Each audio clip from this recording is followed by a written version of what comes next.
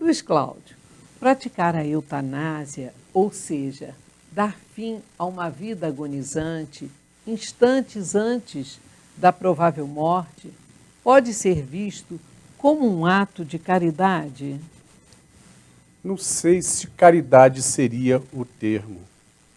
Caridade, talvez, na visão dos nossos irmãos materialistas, aqueles que não acreditam em nada além da matéria.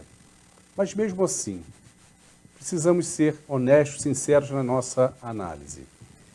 Caridade ou egoísmo?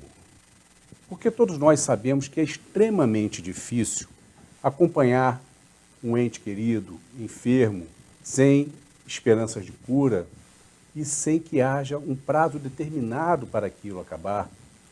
É desagradável, é oneroso, é trabalhoso e, por que não dizer, temos que abandonar os nossos afazeres, parte deles, e dos nossos prazeres. Se formos falar em caridade, caridade para quem? Para o enfermo ou para quem acompanha? Então não vemos bem como sendo caridade. Isso sem colocarmos na análise quando existe também interesses hereditários. Em alguns países, Luiz Cláudio, a eutanásia e o suicídio assistido já foram legalizados, Sim. Sabemos disso, né?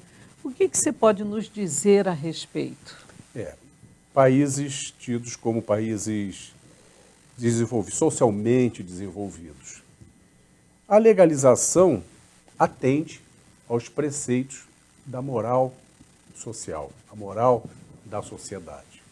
Mas, se formos recordar, tanto a Inquisição como a escravidão também eram legalizadas, também atendiam nas suas épocas os preceitos da moral social. E foram duas grandes vergonhas na história da humanidade. A moral social, no nosso entendimento, ela não pode se sobrepor à moral pessoal. Aquela que é comandada pela nossa consciência.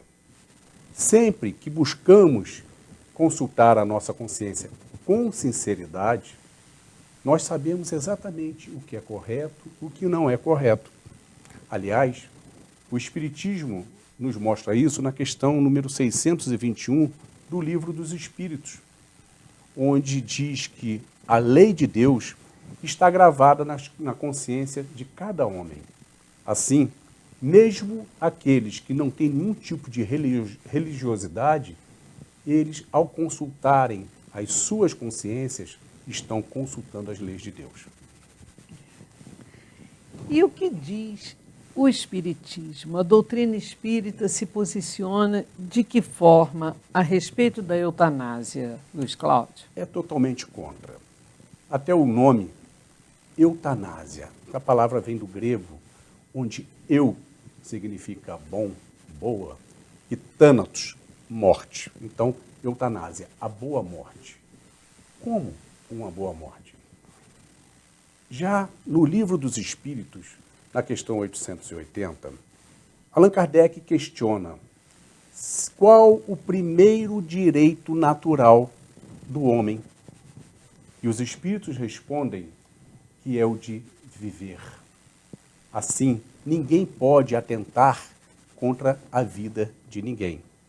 Continua Allan Kardec a abordar esse assunto no Evangelho segundo o Espiritismo, no seu capítulo 5, na questão de número 28, quando ele coloca a situação, uma pessoa moribunda, em grande sofrimento, sem possibilidades de cura, seria lícito retirar, abreviar o seu sofrimento, antecipando a sua morte? E quem responde é São Luís. Responde fazendo indagações. Quem entre vós pode predizer os desígnios de Deus? Nenhum de nós. Quem de nós pode dizer quais são os desígnios do Pai? Apresenta São Luís a seguinte situação. Um homem está à beira do abismo, quando, para dar o último passo, Deus pode puxá-lo de volta para que lhe conceda alguns momentos a mais possíveis de novas ideias e novas reflexões, por vezes totalmente diversas daquela que ele tinha tido até ali. Então, quem poderá dizer verdadeiramente quando é chegada a hora derradeira? Não é possível. Não é né? possível.